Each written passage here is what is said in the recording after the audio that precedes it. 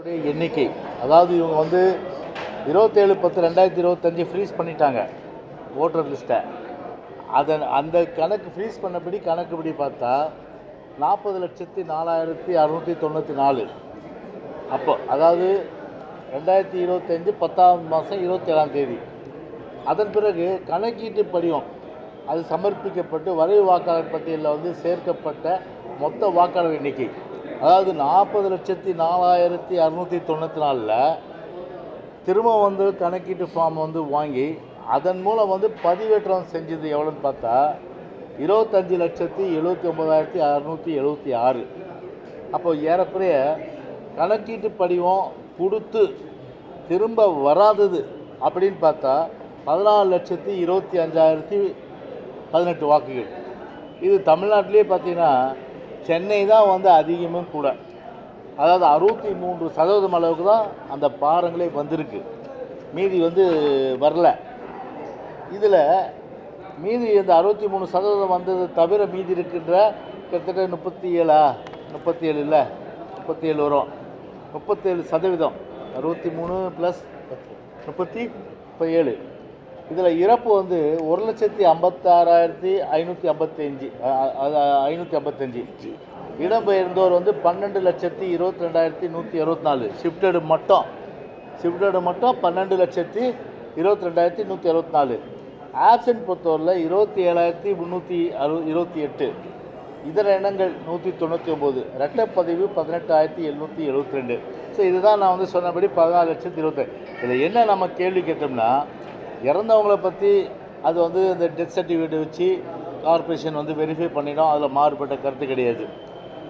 அதுலேயும் கூட பார்த்திங்கன்னா இறந்தவர்கள் வந்து அந்த லிஸ்ட்டில் இருந்தாங்கன்னா அதுக்கு நம்ம வந்து சேர்த்தல் நீக்கல் திருத்தம் அது 6, 7, 8 இந்த படிவங்கள் வந்து இன்னிலேருந்து கொடுக்க ஆரம்பிச்சிருவாங்க. அது வந்து பார்த்திங்கன்னா வந்து அடுத்த மாதம் வரல கொடுத்துட்ருக்கலாம், அது 1 மாதம் டைமில் வந்து கொடுக்கலாம். இதில் வந்து என்னென்னா, இந்த இடம்பெயர்ந்தோர் 12,22,000 அவங்க வந்து பார்த்திங்கன்னா பக்கத்து தொகுதி போயிருப்பாங்க, இல்லை வெளி மாவட்டத்துக்கு போயிருப்பாங்க. ஸோ அவங்களுக்கும் வந்து நீங்கள் வந்து எல்லாமே ஒரு ஆப்பர்ச்சுனிட்டி வந்து கொடுக்கணும், சந்தர்ப்பங்கள் கொடுக்கணும் அப்படின்னு நாங்கள் வந்து சொல்லியிருக்கோம். ஸோ அது வந்து சந்தர்ப்பங்கள் வந்து பொதுவாக வந்து அது ஒவ்வொரு போலிங் ஸ்டேஷன்ஸ், அதாவது வாக்குச்சாவடி மையங்கள், வாக்குச்சாவடி அந்த நிலையம் அங்கே வந்து அந்த இதை ஒட்டிடுவாங்க. அதாவது இந்த வாக்குச்சாவடியில் வந்து இறப்பு இவ்வளோ, இடம்பெயர்ந்தவர் இவ்வளோ, ஆப்சென்ட் இவ்வளோ, இதர இனங்கள் இவ்வளோ, இரட்டைப்பதிவு இவ்வளோன்னு சொல்லி கொடுத்துருவாங்க. ஸோ அதை வந்து அரசியல் கட்சிகள் பார்த்துட்டு அதில் வந்து அப்ஜெக்ஷன்ஸ் வந்து தெரிவிக்கலாம்.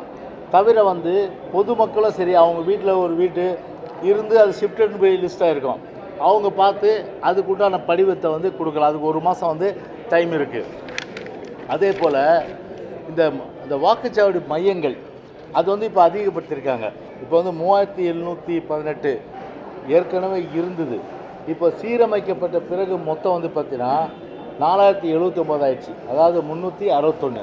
இப்போ நாங்கள் என்ன சொன்னோம், நீங்கள் வாக்குச்சாவடி வந்து ஒரு பூத்தில் இப்போ வந்து ஓட்டு குறைஞ்சிருக்கு. இப்போ அதாவது பாகங்களில் அப்படி குறையும் போது என்ன பண்ணிங்கன்னா, நீங்கள் வந்து இந்த பாகத்திலிருந்து அடுத்த தெரு 2-3 தெரு தள்ளி அதை ஓட்டை வந்து சேர்க்காதீங்க. நீங்கள் எங்கே வந்து பார்த்திங்கன்னா அந்த சென்டருக்குள்ளவே அந்த பாகத்திலேயே இப்போ ஆண் பெண் பிரித்து நீங்கள் வந்து ஒரு சமநிலைப்படுத்தி நீங்கள் வந்து வாக்குச்சாவடி மையத்தை நீங்கள் வந்து ஏற்படுத்துங்க. அதில் எங்களுக்கு மாறுபட்ட கருத்து இல்லை.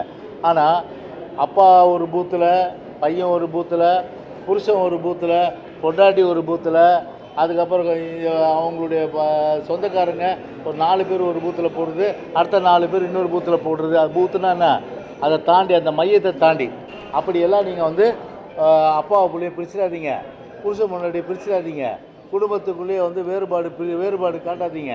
அதில் எல்லாமே வந்து ஒரே வாக்குச்சாவடியில் ஓட்டு போடுற அளவுக்கு ஒரு நிலைமை ஏற்படுத்துங்க அப்படின்னு சொல்லியிருக்கோம். அது வந்து அந்த லிஸ்ட்டு எங்களுக்கு கொடுங்கன்னு சொல்லியிருக்கோம். அந்த லிஸ்ட்டும் கொடுத்துருன்னு சொல்லியிருக்காங்க.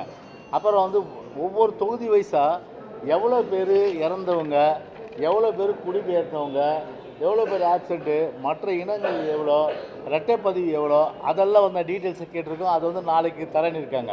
இது தவிர இப்போ வந்து ஒட்டுமொத்தமாக இது வந்து ஒரு வரைவு வாக்காளர் பட்டியல் வந்து இன்றைக்கி வெளியிட்டாங்க. இதனுடைய வந்து இந்த காப்பீஸ் வந்து ஒவ்வொரு கட்சிக்கு இன்றைக்கி கொடுக்கணும். நாளைக்கு காலையில் 10 மணிக்கு எல்லா கட்சி அலுவலகத்துக்கும் 16 தொகுதி சட்டமன்ற தொகுதி வருது, அதுக்கு கொடுத்துறேன்னு சொல்லிட்டாங்க. அதனால் வந்து அதுவும் வந்து இதாக இருக்குது.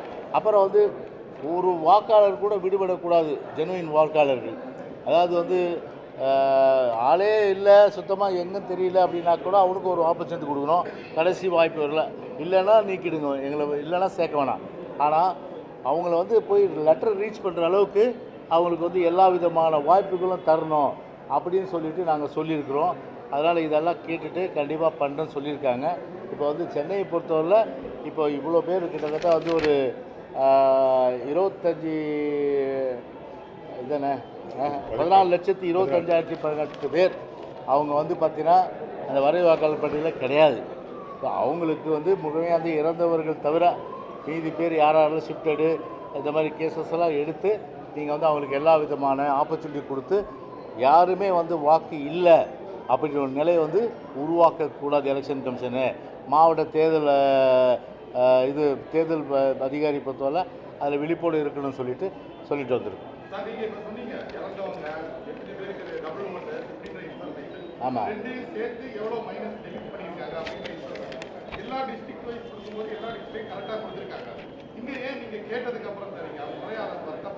என்னதுங்க ஜெபர்சன்? ஆமாம்,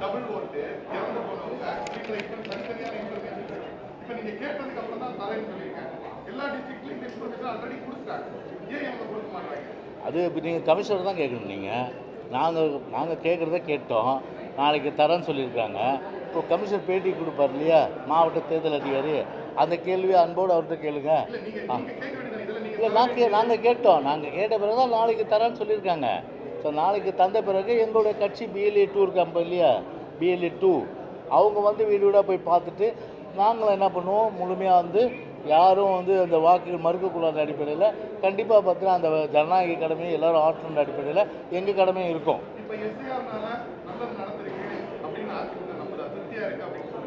உங்களுக்கு ஒரு விஷயம் அருமையான கேள்வி கேட்டீங்க. நான் இதுக்கு முன்னாடி சொல்லிட்டேன், SIR ஏன் அதிமுக வரவேற்குது, அதுதான் பாயிண்ட்டு. கிட்டத்தட்ட 20 வருஷமாக பண்ணவே இல்லை ஒரு ஸ்பெஷல் இன்டென்சிவ் ரிவிஷன். SIR சிறப்பு தீவிர திருத்தம், சம்மரி ரிவிஷன் பண்ணுவாங்க, சுருக்கமுறை திருத்தம் பண்ணுவாங்க, அது ஆண்டுக்கு இருமுறை. நாங்களும் பல முறை எலெக்ஷன் கமிஷனில் பெட்டிஷன் கொடுத்தோம். இறந்தவங்கெல்லாம் வந்து எலெக்ஷன் நேரத்தில் திருட்டு ஓட்ட போடுறது அவங்க பேரில் வராங்க. இறந்தவங்க உயிரோடு வருதுலாம் ஒன்று நம்ம ஜனநாயகம் வந்து இருக்கிற இந்த நாட்டில் தான் நடக்குது இந்தியாவில். அப்போது இதை சொல்லி பார்த்து இறந்தவங்களே எடுக்கலை. இப்போ எப்படி, இப்போ SIR தானே இப்போ வந்து SIR எதிர்க்கிறாங்களே. இப்போ SIR வந்து இப்போ மொத்தம் வந்து இறப்பு பார்த்தா 1,56,555 பேர். இவங்க 20 வருஷமாக உயிரோடு இருக்காங்க. இன்றைக்கி தான் செத்து போயிட்டாங்க. புரியுதுங்களா? இன்றைக்கி தான் செத்து போயிட்டாங்க. இவங்க அக்கார்டிங் டு எலெக்ஷன் கமிஷன் இந்த 1,56,555 பேர் 20 வருஷமாக உயிரோடு வந்திருக்காங்க. அதில் 5 வருஷம் முன்னாடி செத்தவங்க இருப்பாங்க, 10 வருஷம் முன்னாடி இருப்பாங்க, 2 வருஷம் செத்தவங்க இருப்பாங்க. ஆனால் இன்றைக்கி செத்துட்டு போயிட்டாங்க எல்லாருமே. அடுத்தது கேள்வி என்ன இருக்கு? அதனால தான் வந்து நாங்கள் என்ன சொன்னோம், இதை மாதிரி ஷிஃப்டடு அது பார்த்தா 3 ஓட்டு வச்சுருக்காங்க. ஒரு இந்த தொகுதி மாற்றி போட்டுன்னு வருது. இதெல்லாம் ஜனநாயகத்தில் அலோவ் பண்ணுற விஷயமா? ஸோ அதுதான் வந்து ஒரு இன்டென்சிவ் ரிவிஷன். இது இன்டென்சிவ் ரிவிஷனில் வந்து முழுமையாக ஒரு பட்டியல் வெளியிட்டிருக்காங்க. இது வந்து இறுதி பட்டியல் கிடையாது. அதுக்கு தான் வந்து 1 மாதம் டைம் கொடுத்துருக்காங்க எலெக்ஷன் கமிஷனை. நீங்கள் நம்ம அரசியல் கட்சிகள் நம்ம வேலையை பார்க்க போகுது, அந்த பட்டியலை வச்சுக்கிட்டு டோர் டு டோர் வெரிஃபை பண்ண போகிறோம். உண்மையிலேயே வந்து இவங்க இந்த ஏன்றவர் இந்த இடத்துல இல்லை அப்படின்னா இல்லைன்னு இருப்பேன். இல்லைன்னா ஒரு ஃபார்மை கொடுக்க போகிறோம். நம்ம இதை வந்து தவறாக சேர்த்துட்டீங்க, அவர் இருக்கார் இல்லைன்ட்டுன்னு, செத்து போயிட்டார், அவர் திருப்பி லிஸ்ட்டில் இருக்கார், அவர் செத்தவராக இருக்கட்டும் சொல்லி அதுக்கு ஒரு லிஸ்ட்டு ஒரு இது கொடுக்கும். அப்போ உடனுக்குடன் செய்திகளை தெரிந்து கொள்ள சன் நியூஸ் பெல் ஐகானை கிளிக் பண்ணுங்கள்.